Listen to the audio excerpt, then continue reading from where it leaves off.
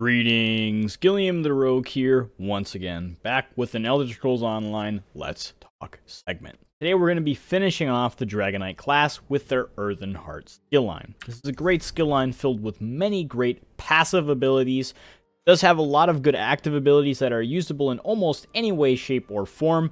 Going to have a lot of things that are core to the Dragonknight in here. However, I do find that some of these skills, especially some of the morph options, could use a lot of love in terms of efficiency. So I'm going to be going over many of my personal opinions in terms of how we make them a little bit better. Primarily focused on PvP, a little bit of PvE healing as well. Just the parts that make the Dragonknight where they're weakest, sort of thing, is where I'll be discussing on. So, as always, we're going to start with our passive abilities. Our first one is a duration extender. Any Earthen Heart ability that has a duration associated with it will get a 20% bonus. This literally applies to everything. It applies to duration of ultimate, stun of this ability, duration of this buff, duration of this shield, duration of this stun, and duration of this AoE dot. So it's really, really helpful. Goes across the board. However, it is very boring. I do wish that it also did a little bit something else, where if you used maybe for every Earthen Heart ability you activated, it increase the duration of already active Earthen Heart abilities by 2 seconds, or something a little bit more dynamic like that. It doesn't have to be about duration. Maybe it could be damage, maybe it could be less of a cost or something. But the more dynamic a passive, the more ways you can use something, the more interesting and fun it is. Because Eternal Heart just isn't fun at the moment. It's kind of boring. But hey, it's not bad. It's just very helpful across the board. Just wish it was a little bit more thought-provocative. But our next ability, or passive ability, is a really, really important one, very iconic to the Dragonknight, and that is Battle Roar. Whenever you cast an ultimate ability, restore 46 health, magicka, and stamina.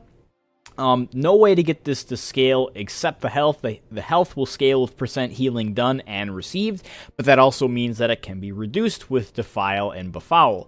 So, the magic and stamina cannot go up, but it can go down with the Siphoner passive. If this is on you while you activate an ultimate, you will get less efficiency based on up to 15% of that tooltip. So, two things that I would change is I would make it go up to 50 magicka, health, and stamina, just because I like even numbers. And then I would also, not necessarily with Battle Roar, but also add a CP passive that makes it whenever you deal light or heavy attack damage, you also increase your health, magicka, and stamina resource return for 3 seconds. Just so that there's a counter to Siphoner, because right now there isn't. It makes no sense that this is active, because the whole purpose of CP is that for every buff there is a counter to it, between the red and the blue tree. So it didn't make much sense for this to come in. I kind of wish that there was just another one in here that also had the opposite of what Siphoner does. That would just help out, especially with Battle Roar, be a little bit more efficient. But yeah, really, really helpful. For every one ultimate, again, for every ultimate point, you get that 46 health, magicka, and stamina. So the more expensive the ultimate, the more resources you get.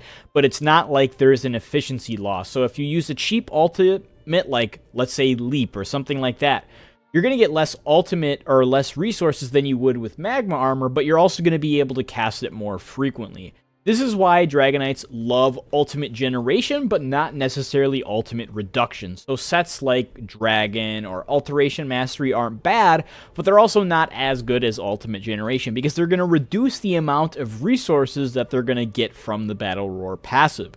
So ultimate generation, major minor heroism, werewolf hide, all of those very popular on the Dragonknight class because of this passive. This is how Dragoknights sustain, and it's kind of weak right now. That's why I'd like to just see it bumped up to 50, maybe 55, because it is one of the weakest resource management passives in the game, if you look at the effective math in terms of what this is enabling, in terms of how frequently you can cast an ultimate. So, just a few things that I'd like to see with that, but other than that, fantastic, very iconic skill. Everyone knows about it. Next is Mountain's Blessing. Every class has a unique minor buff that's only accessible from that class. This is the Dragoknights. So what this is going to do is, anytime you cast an Earthen Heart ability, you and your group members, so up to 24 people, they need to be in your group, within 30 meters of you, gain Minor Brutality for 20 seconds, increasing their weapon damage by 5%. So this is very helpful, especially as a tank, since most of these skills will be utilized as a tank. However, you can keep this up 100% as a stamina DPS with one of these abilities as well, so just 5% extra damage across the board. Very, very helpful in terms of what it's doing, making the Dragonknight a very powerful class to have at least one of in your group at all times. On top of this, if you are in combat, when you activate your Earthen Heart ability, you will also generate 3 ultimate with a 6-second cooldown. So every class has an ultimate generation ability. However, the one thing that I don't like about this is that there's only one 6-second duration skill in here, and there are none of them that scale with stamina. So stamina DPS are not going to be able to activate this ultimate generation, only magic DPS. So when you look at other classes who have a passive like this, like Nightblades or Templars, both or any playstyle can activate the passive because they have skills in there that they're going to be using rather frequently. And furthermore, the classes that do have those, they have skills that line up with the cooldown of the passive. So Templars is also a 6-second duration, or ICD. But they also have 6-second damage over time effects, such as Purifying or Power of the Light or Reflective Light. So it makes sense. They can activate it whenever they need to efficiently without a loss. Nightblades as well. Cripple is 8 seconds. They also have Siphon or Funnel Health, which is a spammable. So it's going off on eternal cooldown or very close to off cooldown. So the Dragonknight doesn't have anything like that, and it especially doesn't really have anything like that for stamina DPS. So there's going to be one big thing that I'd like to see changed in here, which is also tied to allowing stamina DPS to reliably proc that ultimate generation. And then our last passive is also Helping Hands, which is whenever you cast an Earthen Heart ability, you get 990 stamina. I'd really like to see that buff to 1,000 stamina, just because I like even numbers. Furthermore, this is really, really nice for tanks. Again, a lot of these skills are going to be used as a tank, especially Obsidian Shield. We'll get to it in a bit. Whenever you activate it, boom, you get some stamina. So you're able to convert your magicka into stamina, but you're not going to be able to spend stamina to gain stamina or spend health to gain stamina. So stamina Dragonknights are not going to be able to activate this passive frequently, and it's a big reason why stamina Dragonknights are kind of out of the window right now, is because their resource management in terms of especially being outnumbered is so low. Dragonknights are a very immobile class. They're not able to zip around as much or as effectively as other classes. So fighting outnumbered means that you need to prioritize resource management, because you're not going to be able to line of sight as easily to get those few moments to get your stamina or magicka back or stuff like that.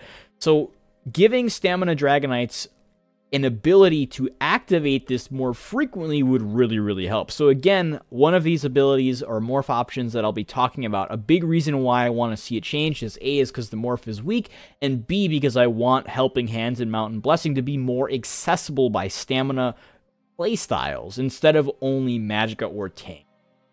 So again, really, really nice passives. Battle Roar, Mountain's Blessing, and Helping Hands, very iconic. These three right here are big reasons why you see so many Dragonknight tanks. Is their resource management is great, their group utility and ultimate generation is great, and then on top of having that nice ultimate generation, they do have the resource management associated with it. So just really, really great tank passives in both PvE and PvP. But now we'll move into our active abilities. Our first active ability is called Stone Fist. Available at level 1 means you're always going to want to grab this skill so you can level up the skill line. This is going to scale with our max magicka, spell damage, spell critical, and spell penetration as it deals magic damage. Furthermore, in the CP system, it's going to scale with LE Expert, Elfborn, Spell Erosion, and Master at Arms because it's direct damage. So it's a 28 meters range ability. It means it's a projectile. It's going to be dodge and blockable.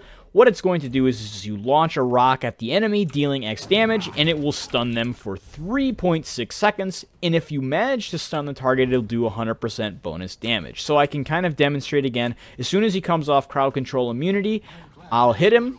So boom, we lob him in the mouth. 1261. Now, since he's going to be stun or CC immune, now I'm only going to do 631 because it's not going to get that damage bonus. So in PvE, this means it's not going to be usable as a spammable because most PvE mobs are immune to crowd control. Meanwhile, in PvP, this just helps load up burst as well as initiate it in combat. You're going to be able to do some nice burst damage as well as stun the opponent while you kind of close the distance, try and catch up, something like that. So it is very helpful in PvP, not as much in PvE, but now we'll look at our morphs. Our first morph is called Obsidian Shard, and this is the healer morph. And what this is going to do is it's now going to deal much less damage, less than half of what it used to. And it's also going to, it's still going to have the stun, but now it's going to heal you or an ally near the enemy you casted this upon for X health. So this healing portion is now going to scale with Blessed in the CP system as well as Elfborn because it can crit, and then it will also heal on whoever is taking the healing with quick recovery. So very, very nice. Again, it can crit, the heal can crit, very helpful. It's not based on the damage.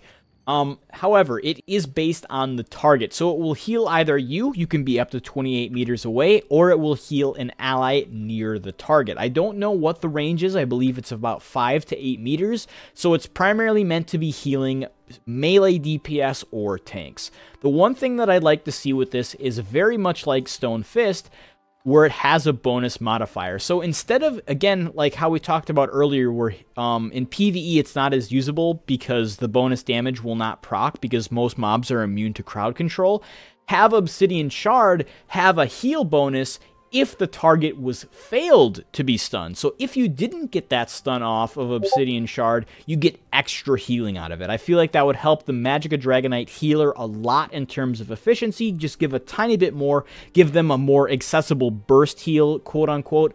Because again, it's not going to be as strong as like Breath of Life or Twilight Matriarch, but if we did have that bonus modifier on there, it would just help a lot in terms of what it would enable for the healer Dragonknight, which is arguably one of the weaker healers in the game, so giving them some love would do wonders.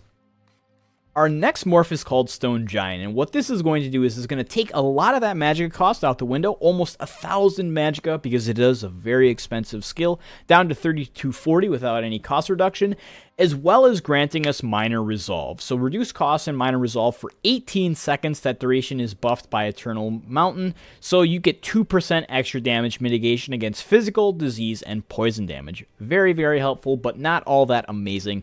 Again, I kind of wish that this could operate as a spammable. I do like the idea of dealing additional damage if a criteria is met. I just feel like not having it be based on a stun is better. Maybe have it based on range, so based on how long the trajectory was, or the projectile, sorry, was, it did bonus damage. Kind of like Aurora Javelin. This would just give Magicka Dragonites a ranged spammable. Again, it would probably be weaker than something like Force Pulse or Heavy Attacks, but it would just give a little bit more uniqueness in terms of how that damage is. So it would help the ranged Dragonite and not the melee Dragonite. However, melee Dragonites, even if Magicka, have a better stun. So it would really just make it fit better as a morph option, in my honest opinion.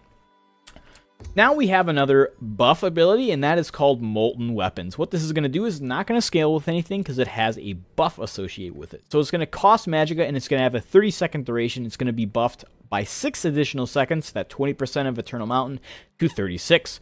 What this does is it grants you and up to 5 nearby allies, so 6 targets in total will be affected by this, in 28 meters of you, major sorcery for that 36 seconds, giving them 20% bonus spell damage. So this is a major buff. It will not stack with another source. This means that this can be made redundant for both the caster and their allies. So it's not amazing, but it does have a little bit of efficiency in terms of saving money or helping out newer players who don't have access to major sorcery in their kit, or it will free up their kit, allowing them to run more abilities, or instead of making them run really expensive potions. So very helpful in terms of the newer player, not as helpful in terms of meta application. The one thing that I'd like to see done is if the target already has major sorcery, if they gained like maybe like 200 extra spell damage instead, or 100 extra spell damage, just so Molten Weapons still had a place even in situations where you already had this buff. But other than that, definitely helpful. I kind of also wish that its cap would go up to 12 players instead of 6, just to help out PvE a little bit. Now we'll look at our morphs. Our first morph is called Igneous Weapons, and all this is going to do is on top of that major sorcery, it's going to give Brutality. So again, can be made negligible, especially in coordinated groups, but it does help save money or bar space, so it's not completely useless. Usually beginner friendly. A lot of tanks decide to take this morph just so they can have group utility, so their allies can run different potions or run different abilities. Again, I do wish that if the target who received this buff already had major sorcery and brutality, they also gained, let's say, a flat 100 weapon and spell damage with this morph versus just the 100 spell damage of Molten. So that's the only thing I'd really change with it, and then the 12-person target cap instead of 6. But our other morph is the morph that you're always pretty much going to be taking, and that's Molten Armaments. And what this is going to do is it's going to increase the duration a tiny little bit to almost 40 seconds at max rank. And then it's also going to make your fully charged heavy attacks deal an additional 40% damage. So a lot of people wonder why Stamina Dragonites do so well in terms of today's meta, and it's because heavy attacks are king. Heavy attacks do 70% additional damage to off-balance enemies, very, very important in PvE. They also give resources, so a Stamina Dragonite has a better spammable than other classes with a spammable and also gets resources instead of losing them, because heavy attacks do so much damn damage, because that off-balance thing. And then Molten Armaments takes that up an additional 40%. So it's not going to scale additively. It's not going to be 70% plus 40%. The 40% will apply to your base heavy attack damage, pre-damage, and then the other stuff will apply post. So it's not a whole 40%. So if you're running things like Elegance and off-balance and CP into Physical Weapon Expert, it's not going to add up. You're not going to see a big 40% damage boost out of this, but you will see quite a large damage boost. It's a big reason why Stamina and even some Magicka Dragonites are able to do so much DPS with only heavy attacking, because it's just really, really efficient. Wonderful skill. Next, we have a damage shield, Obsidian Shield. Now, this is going to scale with 10% of our max health. It's not going to scale with Magicka, but it is going to cost Magicka. So it's not going to be super high. Again, 10% of your max health, not terribly much, but it does favor tank builds more than healers or DPS, because tanks are usually going to have higher HP pools. Furthermore, in the CP system, it will double dip with Bastion, because every time you cast a skill, it'll look at your Bastion and make that bigger. It'll also go to your allies, and if your allies have Bastion, this will also apply to that shield. So if you have 25% and an ally has 25%, they're both going to apply to the damage shield, because Obsidian Shield goes to you and 5 nearby allies. So it'll hit, again, effectively up to 6 targets. For 7.2 seconds in a 12 meters range, boom, you activate the skill, gives you that 10% of your max HP as a shield. Now, the nice thing about this is it's based off of your health. So the shield that your allies get don't get 10% of their health, they get 10% of your health. So if you're a tank and you're really beefy, you got Plague Doctor or Green Pact, and you're just stacking a lot of health, Obsidian Shield can be very, very large, especially to your allies. Again, keep in mind, though, it has a 12 meters range and a 6-person target cap. You will always get this shield, so 5 allies will only get it. Furthermore, your damage shield will be increased by an additional 200% damage. That means that this tooltip will be applied by 300%. 100% for base and 200% additional. So that 877 will be multiplied by 3 for ourselves. Really, really nice. You get quite a large shield, effectively meaning you get 30% of your max HP instead of 10%. Very, very nice in terms of what it's doing for the tank. Not so much as the healer or DPS, because it does have a very high Magicka cost. Now, we're going to look at our morphs. First morph is the morph that most people take, and that is Igneous Shields. What this is going to do is you, the caster, not the ally who receives the shield, but you, the caster, also gain Major Mending, increasing your healing done by 25% for 3 seconds. Most people end up taking this morph in PvE or PvP. Major Mending is a very powerful buff. However, the duration is very, very short. I kind of wish that this duration would go up based on rank. It does not. It is still capped at 3. I would love to see this go up to about 5 seconds, maybe 4.5. But I feel like that would help out the Dragonite a lot, as well as the healer Dragonite. They don't have a form of Major Mending that's very accessible, because Igneous Shields costs a lot of Magicka and the duration is just not there. You're only going to be able to get 2 or 3 casts out of this with that Major Mending. So I would just like to see that duration go up a tiny little bit to help both in PvE and PvP.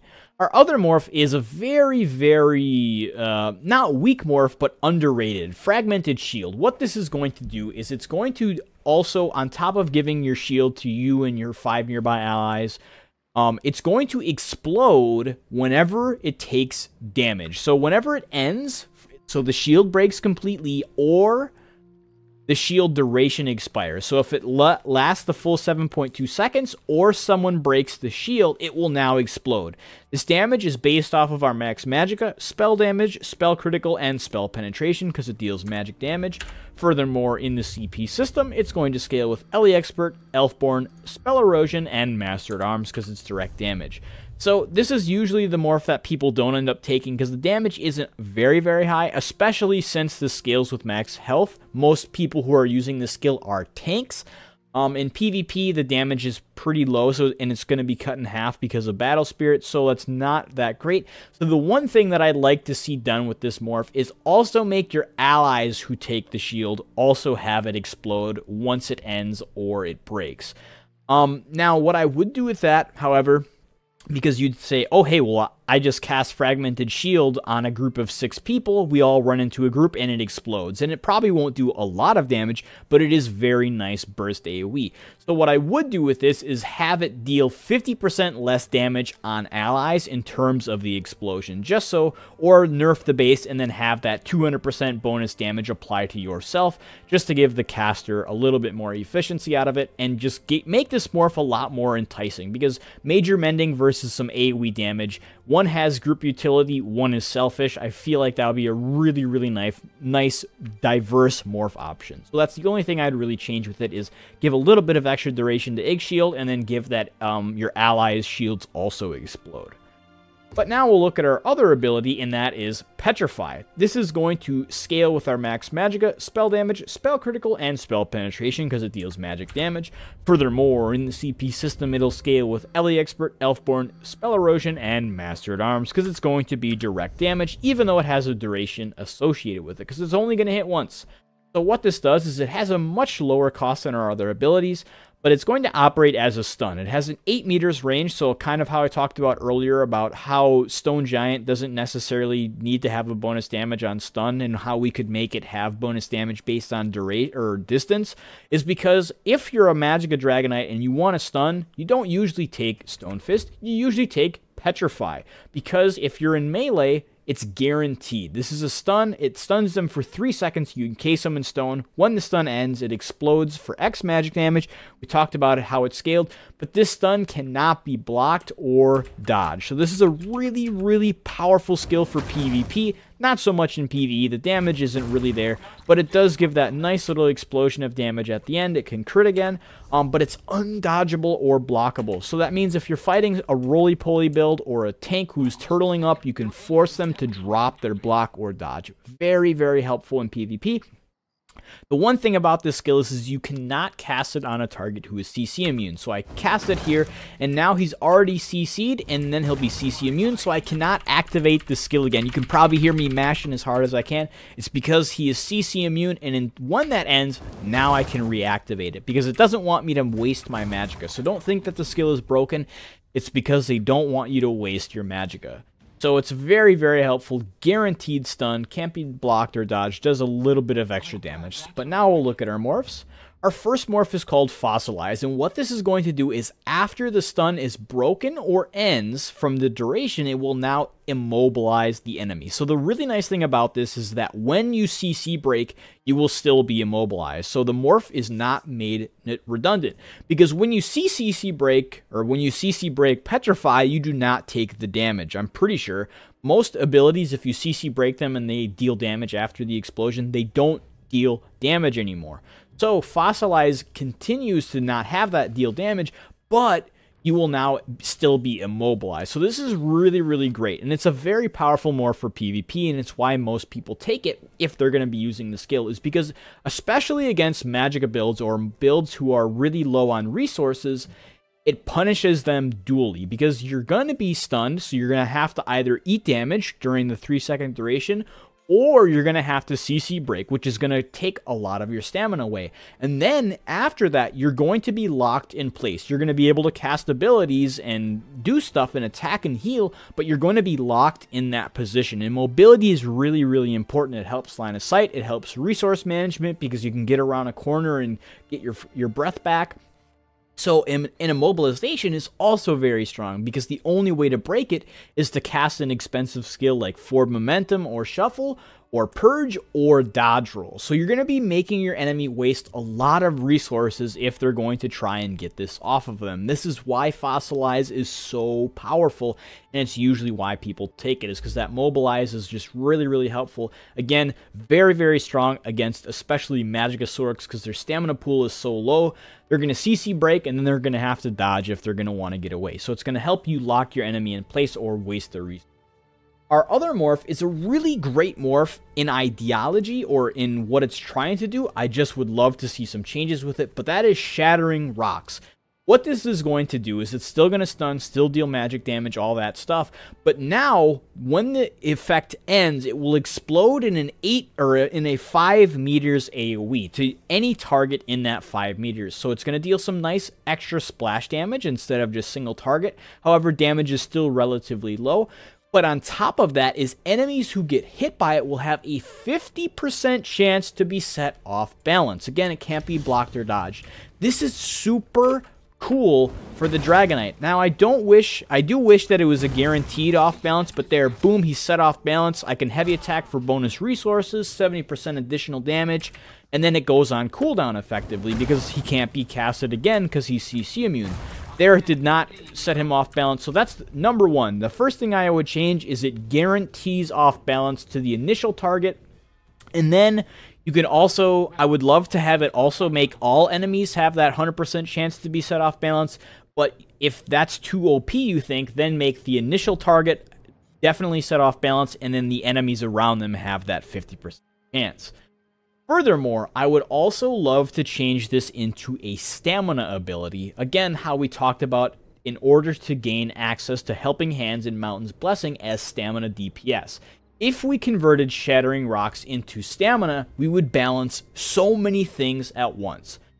Step 1, again, we would allow the stamina DPS and access to a quote-unquote spammable Earthen Heart ability. Again, you can't use it against CC targets, so it effectively has a 7-second cooldown. Earthen Heart is, or Mountain's Blessing is 6, so it's not perfect, but it's much more in line. Again, if a target is CC immune, if they drink in a move pot, it'll be unusable, so it isn't perfect, but it also allows that stamina build to activate Helping Hands more frequently. Granted, they'd have to spend stamina to get stamina, so it wouldn't really help as much with Helping Hands, but it would allow them to activate Mountain's Blessing more frequently. But the other thing is that off balance is a super vital key to Magicka Dragonites. In fact, it makes their spammable Flame Lash insanely overpowered, because if Flame Lash hits an off balance target, it gives it a free cost, undodgeable damage, a heal, a stun, and bonus damage. So all in one, we're getting a huge bonus if hitting an off balance target. So if Shattering Rocks set a target off balance, it's a pretty much 4-second window where I'm able to spam Flame Lash, get pretty much back to full health, free of cost, and undodgeable damage. We'll wait until he's set off balance so I can actually do that. Boom, he's set off balance. Now I can just spam Power Lash during that duration. So I get 4 Power Lashes off against him because of that. So right now, that low cost on top of an undodgeable stun or undodgeable block, or unblockable or dodgeable stun, sorry, is really, really strong. So if we gave it that guarantee but made it stamina, then the Magicka Dragonites could still use it and be able to activate Power Lash more frequently, but they'd have to spend stamina to do so. So it would be a very large trade-off where they'd have to be able to manage both their stamina and their Magicka pool at the same time, so they wouldn't be able to do it whenever they want. I feel like this would balance so many different things at once. It would help diversity for stamina Dragonites, give them a little bit more unique tools. It would make this morph a much more powerful morph option if it was a guaranteed off balance. It would just be a better option compared to our other one, because that Immobilize, while basic, is still very, very strong in terms of what it's enabling, versus Shattering Rocks, which just isn't cutting it right now. It does have some interesting uses, especially with some item sets and what off balance does, but since it's a chance and not guaranteed, and the damage, even though it's AoE, is still really, really weak, it's not enough. So again, I would love to see this converted into stamina, so it would cost stamina, weapon damage, weapon critical, and armor pen because it deal physical damage, or maybe poison instead. And then still have the stun. costing stamina, and then guaranteed off balance instead of a chance. I feel like that would just help this ability so much more, give it a lot of really cool and interesting ways to use it. But again, just my opinion. Last, we have Ash Cloud. This is an AoE damage over time effect. It's going to scale with our max magicka, spell damage, spell critical, and spell penetration as it deals damage. Furthermore, in the CP system, it is going to scale with LE Expert, Elfborn, Spell Erosion, and Thaumaturge because, again, it is AoE damage over time.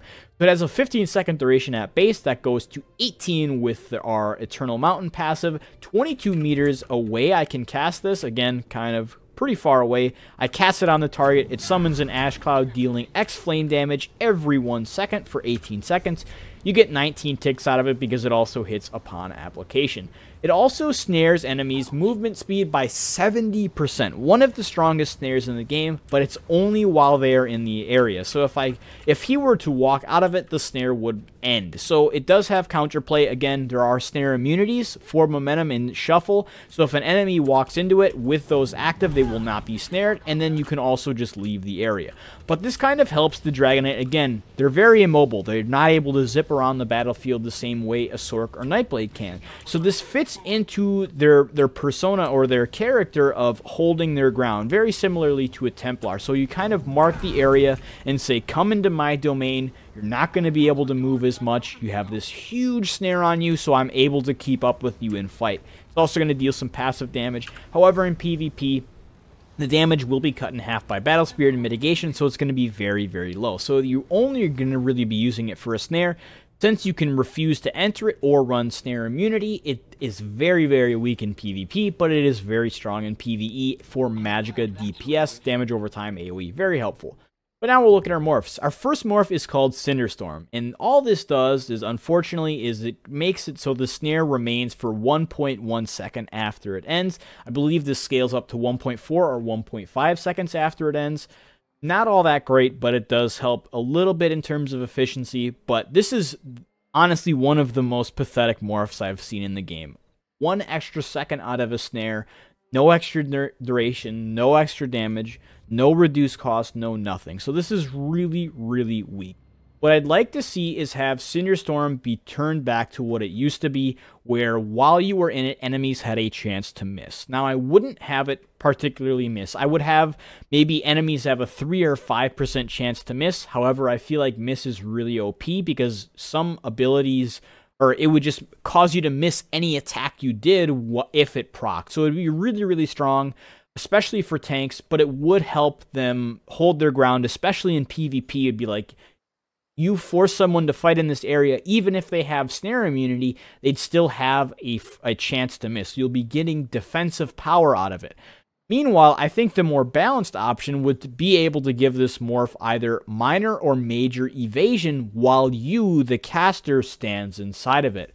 This would really help the tank Dragonknight out, even in PvE or PvP, especially in PvP, is you'd be able to mark your area for a very long time. Again, it does have an extremely high magicka cost, and enemies don't have to fight in it, but major evasion would help a lot. So if an enemy wants to fight you outside with range, the evasion would be better than the mischance because you would be gaining the buff instead of it affecting the enemy. So I think minor or major evasion might be a little too strong, so you might want to make it minor evasion, but both would be a great idea in my opinion, just helping the Dragonknight feel a little bit more effective in Cyrodiil, as well as the PvE tank be able to get a form of evasion. So that would be really, really helpful in my opinion, just with the Cinderstorm. That's all I would change with it. Our other morph is Eruption, another unfortunately rather lackluster morph. However, this is the morph people usually take if they're going to be taking the skill. So all it does is whenever you cast the ability, you're going to do burst damage in that area. It's not very high. It can get a little bit higher if I was wearing gear and CP and stuff like that, but it's not all that great. It's roughly 5 damage ticks, 4 to 5 extra damage ticks in terms of the damage over time effect. It does not increase the damage of the damage over time or the duration. So it's kind of a boring morph. It'll make you hit twice upon cast, one for the initial dot tick as well as the initial hit. So it adds a tiny little bit of extra burst, but again, since it has an 18-second duration, in terms of effective DPS, you divide that 638 or whatever the tooltip is by 18. So the damage that it's enabling is not that much. So I'd really like to see what Eruption does is either increase that damage to a little bit, like much higher, like a sizable, quote-unquote, spammable amount of damage. I still feel like that wouldn't be the best way because you don't necessarily need more burst as a Dragonknight.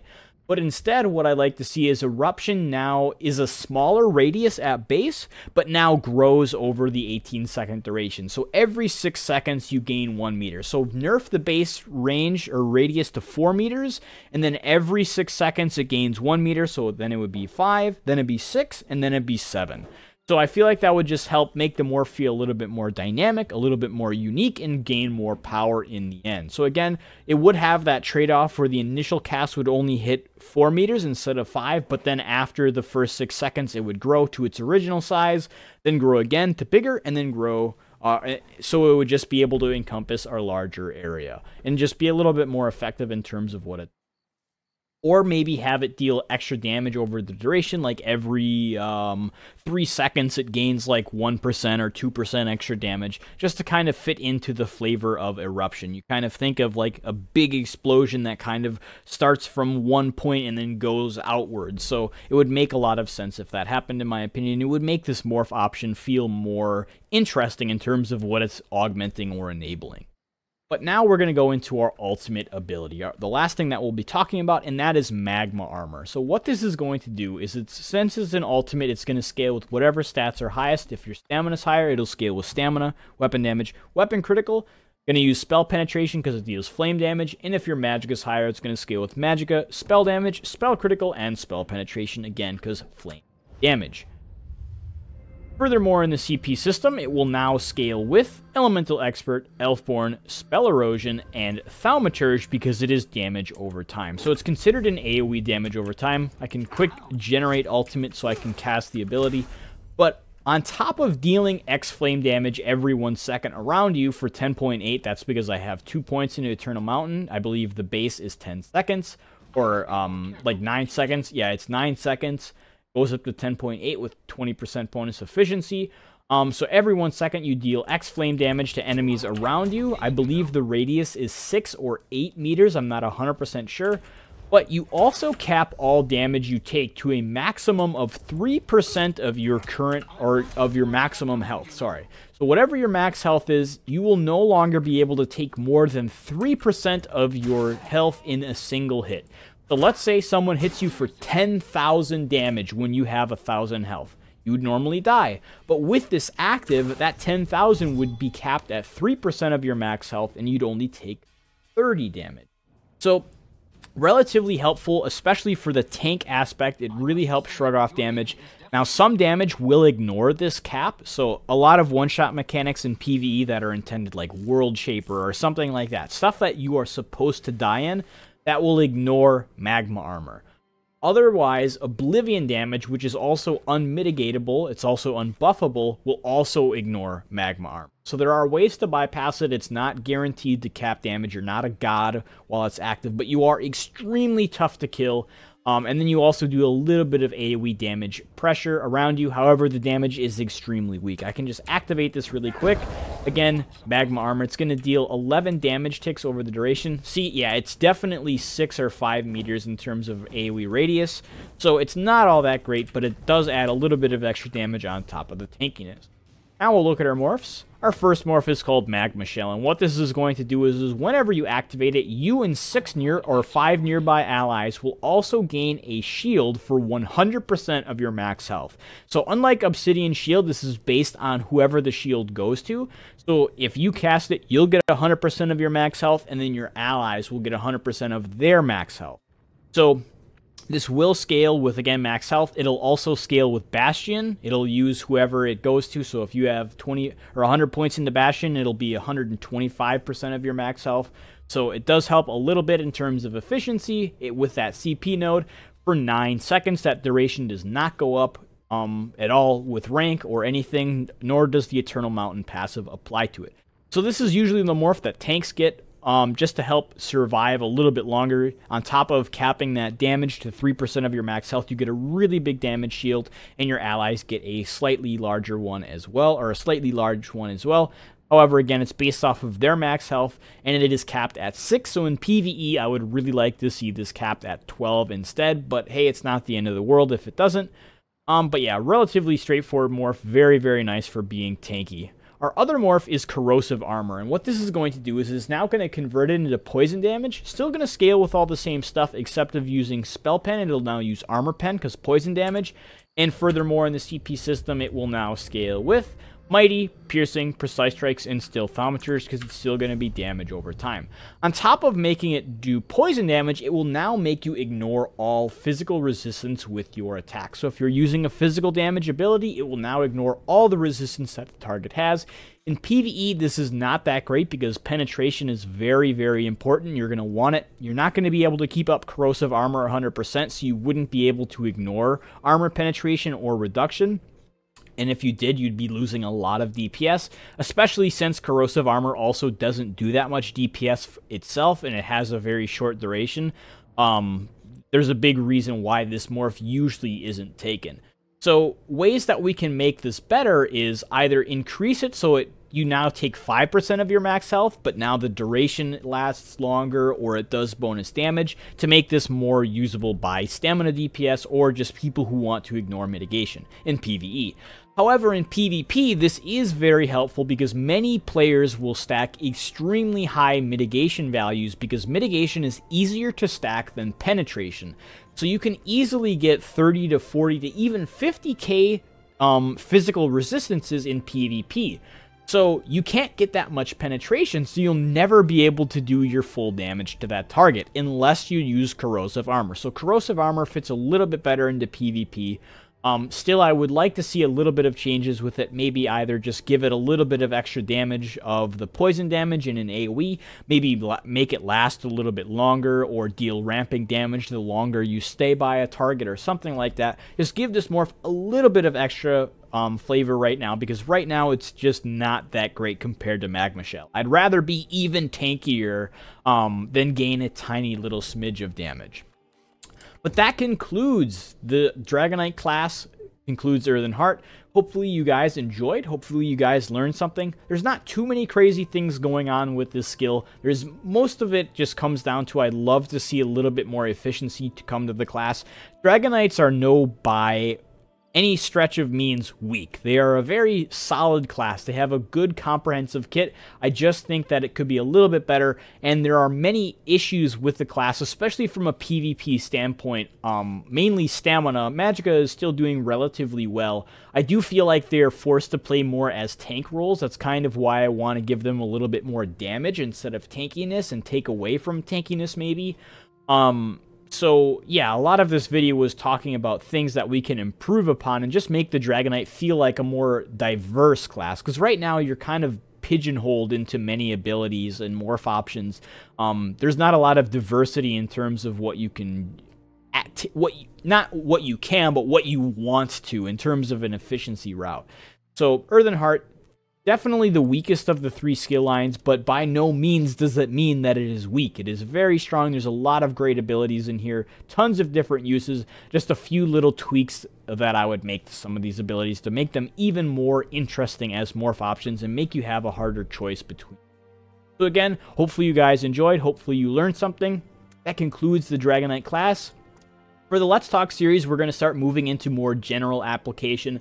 How does mitigation work? How do resistances and weaknesses and stuff like that? The more nitty-gritty, unexplained math of the game that gets into explaining mechanics that most players aren't aware of, or where there's a lot of misinformation about. So those are going to be... They're going to take a little bit longer because there's a lot of stuff that I need to double check, and there's a lot of stuff that I need to explain in a presentable manner. So don't expect the ESO Let's Talk series to continue at a weekly basis after this. Again, not going to be touching Wardens unless we get a really big class overhaul. I don't see that happening anytime soon, so I'm not going to touch it. And then once Dragon's Bones, the next